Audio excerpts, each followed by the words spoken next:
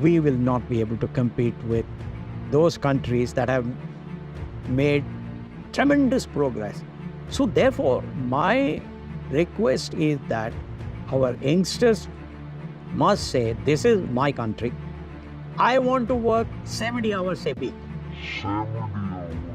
Mister NR Narayana Murthy भारतीय युवाओं से 70 घंटे काम करने के लिए कहने में कैसे गलत हैं, देशनामा इस स्टोरी में तथ्यों के साथ आपको आगे बताने जा रहा है। लेकिन उससे पहले आप सबसे अपील है कि हमारे चैनल को जरूर सब्सक्राइब करने और नोटिफिकेशन का घंटी वाला बटन भी दबा दें, जिससे हमारे सारे वीडियो आप तक पहुंचते रहें। स्टोरी में आगे बढ़ने से पहले जान लेते हैं कि इन्फोसिस चेयरमैन नारायण मूर्ति ने अपने बयान में ऐसा क्या कहा जिस पर देश भर में गर्मा गर्म बहस छिड़ी हुई है। मूर्ति ने कहा कि भारत की वर्क प्रोडक्टिविटी यानी काम की उत्पादकता दुनिया में सबसे कम देशों वालों में से एक है। जब तक हम अपनी वर्क प्रोडक्टिविटी नहीं सुधारते, हम उन देशों के मुकाबले में आने में कामयाब नहीं हो सकते जिन्होंने खासी तरक्की की है। मेरा आग्रह है कि हमारे युवा ये जरूर कहना शुरू करें, ये मेरा देश है और मैं हफ्ते में 70 घंटे काम करना चाहता हूँ। ठीक वैसे ही जैसे जर्मनी और जापान के लोगों ने दूसरे विश्व युद्ध के बाद किया था। बता दें कि मूर्ति ने वर्ष 2020 में भी प्रोफेशनल से 2-3 साल हर हफ्ते 60 घंटे काम करने के लिए कहा था, जिससे महामारी के बाद अर्थव्यवस्था को उबारा जा सके। नारायण मूर्ति के बयान में क्या गलत है और क्या सही, ये खुलासा करने से पहले फटाफट जान लेते हैं कि उनके बयान पर क्या क्या प्रतिक्रियाएं सामने आईं। पहले जानते हैं उनकी पत्नी सुधा मूर्ति ने क्या कहा। उन्होंने कहा कि मूर्ति ने अपने करियर में हर हफ्ते 80 से 90 घंटे काम किया, इसलिए हो सकता है कि वो पूरी तरह समझ नहीं सके कि नॉर्मल वर्किंग वीक कैसा लगता है। वो मेहनत पर विश्वास करते हैं, इसी तरह उन्होंने अपनी जिंदगी बिताई। उन्होंने अपना अनुभव साझा किया। आरपीजी एंटरप्राइजेस के चेयरपर्सन हर्ष गोयनका ने मूर्ति के बयान को लेकर कहा कि हाइब्रिड कल्चर अब नया सच है, यानी हफ्ते में कुछ दिन ऑफिस और कुछ दिन घर से काम करने को ही उन्होंने वर्तमान और भविष्य बताया।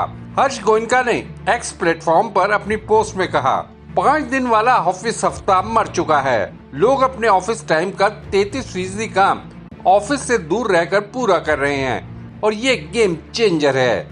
लचीलापन लोगों के लिए वैसे ही है जैसे 8% की बढ़ोतरी वेतन में। वो क्या है जिसको हम सबसे ज्यादा मानते हैं? वो है हर दिन आने जाने के लिए सफर करने से बचना और लचीलेपन का एहसास। नारायण मूर्ति के बयान को लेकर भारत पे के सीईओ अशनीर ग्रोवर ने आश्चर्य जताते हुए सोशल मीडिया पर पोस्ट में लिखा, मैं समझता हूं जनता को पसंद नहीं आएगा कि काम को भी अब आउटकम की जगह घंटों में नापा जा रहा है। दूसरी बात, लोगों को ऐसा संदेश गया कि युवाओं की सुस्ती ही सिर्फ एक चीज है जो भारत को विकसित होने से रोक रही है। मजेदार है कि बुरा लगने से हम एकजुट हो जाते हैं, क्रिकेट, धर्म, जाति और भाषा से भी ज्यादा। ओला कैब्स के सीईओ भवीश अग्रवाल ने नारायण मूर्ति की बात का पूरा समर्थन किया है। अग्रवाल ने अपनी पोस्ट में लिखा, मैं मिस्टर मूर्ति के विचारों से पूरी तरह सहमत हूँ। ये हमारे लिए ऐसा वक्त नहीं कि हम कम काम करें और अपना मनोरंजन करें। इसकी जगह ये हमारा ऐसा वक्त है कि हम सब कुछ झोंक दें और एक पीढ़ी में वो सब खड़ा करें जो अन्य देशों ने कई पीढ़ियों में बनाया। शादी.com के फाउंडर अनुपम मित्तल ने शार्क टैंक रियलिटी शो के अन्य जजेस के साथ अपनी फोटो शेयर करते हुए लिखा, आखिर इतने साल के बाद अब भी हफ्ते में 70 घंटे काम कर रहे हैं। एडलवाइज म्यूचुअल फंड की सीईओ और एमडी राधिका गुप्ता ने नारायण मूर्ति के बयान को लेकर घर और दफ्तर दो जिम्मेदारियां उठाने वाली भारतीय महिलाओं का पक्ष अपनी पोस्ट में रखा।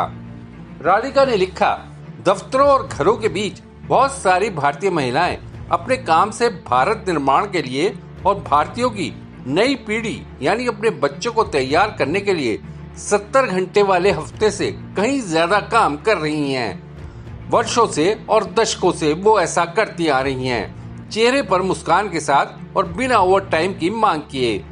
दिलचस्प है कि इन भारतीय महिलाओं के बारे में ट्विटर पर किसी ने बहस नहीं की। नारायण मूर्ति का बयान और उस पर बहस आपने जान ली। अब तथ्यों के साथ बताते हैं कि भारत के परिवेश में वर्कर प्रोडक्टिविटी को काम के घंटों के साथ जोड़ना कैसे मेल नहीं खाता।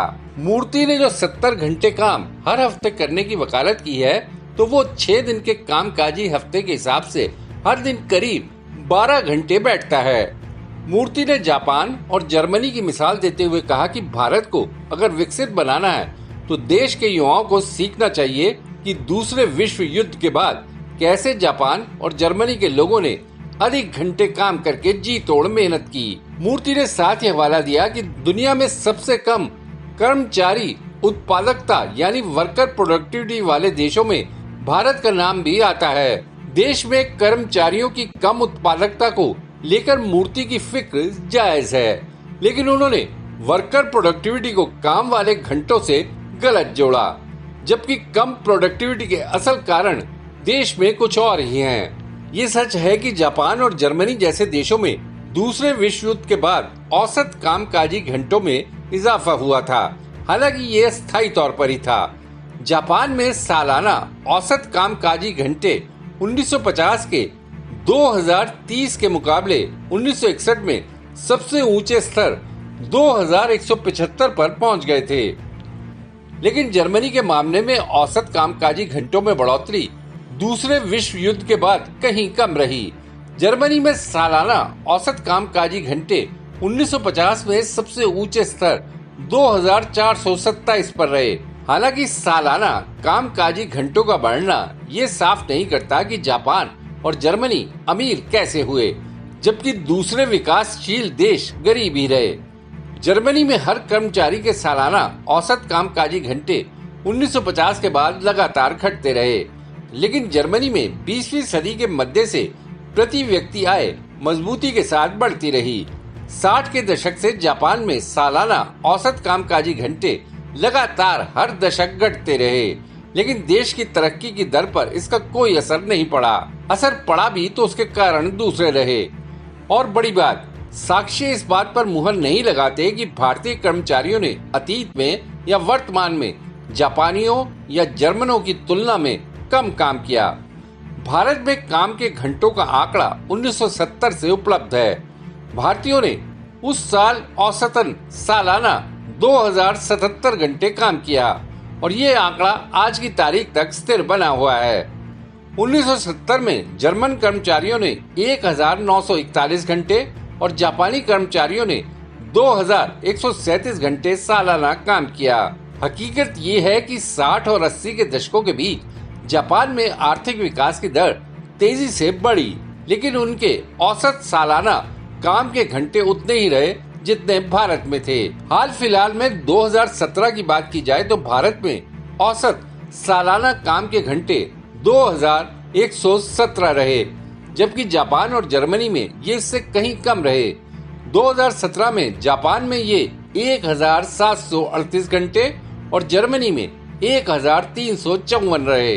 ऐतिहासिक तौर पर देखा जाए तो सालाना काम के घंटों में कमी उस देश की आर्थिक तरक्की का प्रतीक है, न कि उसके आर्थिक विकास के एक ही जगह पर टिके रहने का। अधिकतर देशों में जहां औद्योगिकरण जल्दी शुरू हो गया, उन्होंने पिछले 150 साल में आर्थिक आउटपुट और रहन सहन का स्तर ऊंचा होने के साथ औसत कामकाजी घंटों को लगातार घटते देखा। 1870 में अधिकतर देशों में हर साल कर्मचारी 3000 घंटे से ज्यादा काम करते थे। आज इन देशों में मोटे तौर पर सालाना काम के घंटे तब से आधे रह गए हैं। लेकिन यहाँ सवाल उठ सकता है कि आधुनिक अर्थव्यवस्थाओं में कर्मचारी सालाना कम घंटे काम करने के बावजूद अधिक आर्थिक आउटपुट कैसे देते हैं और कैसे रहन सहन के ऊंचे स्तर का आनंद ले रहे हैं। ये मुमकिन होता है वर्कर प्रोडक्टिविटी की वजह से। वो निकलती है आर्थिक आउटपुट को हर व्यक्ति के काम के घंटों से भाग करने से। एक और अहम कारण है कि आज काम के लिए जैसे उपकरण और औजार मौजूद हैं, वैसे हमारी पुरानी पीढ़ियों के पास नहीं थे। इसे ऐसे समझिए कि एक मछुआरा आज पहले की तुलना में कहीं कम घंटों में फिशिंग ट्रॉलर की मदद से अधिक मछलियां पकड़ लेता है, जबकि उसकी पुरानी पीढ़ी के लोग पारंपरिक जाल की मदद से अधिक घंटे लगाने पर भी कम मछलियां पकड़ पाते थे। जैसे कि स्टोरी में ऊपर बताया गया है कि भारतीय श्रमिक काम के घंटों के हिसाब से कहीं भी कभी भी दूसरे देशों की तुलना में पीछे नहीं रहे। वो जहां पीछे रहे वो था पर्याप्त पूंजी का ना होना, जिससे कि वो अपनी उत्पादकता बढ़ा सकते। 2015 के आंकड़ों के मुताबिक भारत की वर्कर प्रोडक्टिविटी प्रति घंटा 6.46 डॉलर थी। वहीं जापान में ये 36.22 और अमेरिका में 59.77 थी। वर्कर प्रोडक्टिविटी ऊंची करनी है तो इसके लिए पूंजी निर्माण करने को निवेश की जरूरत होती है, जो बचत के पैसे से आता है। दिवंगत डगलस नॉर्थ जैसे बड़े संस्थागत अर्थशास्त्री का मानना था कि बचत को निवेश की ओर मोड़ना तभी संभव हो सकता है जब देश के पास मजबूत संस्थान हो, जैसे कि स्वतंत्र और कुशल न्यायपालिका।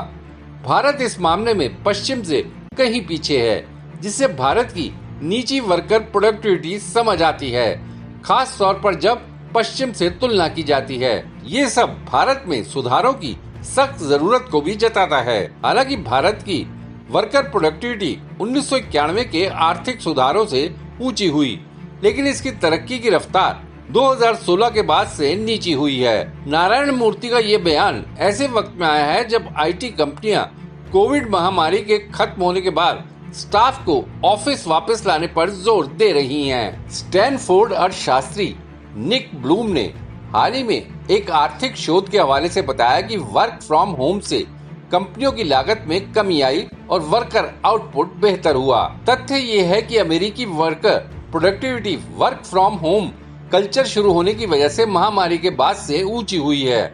बहरहाल भारत का कारपोरेट जगत इस ट्रेंड को पहचानने में सुस्त है और इसे उल्टा करने का इच्छुक नजर आता है।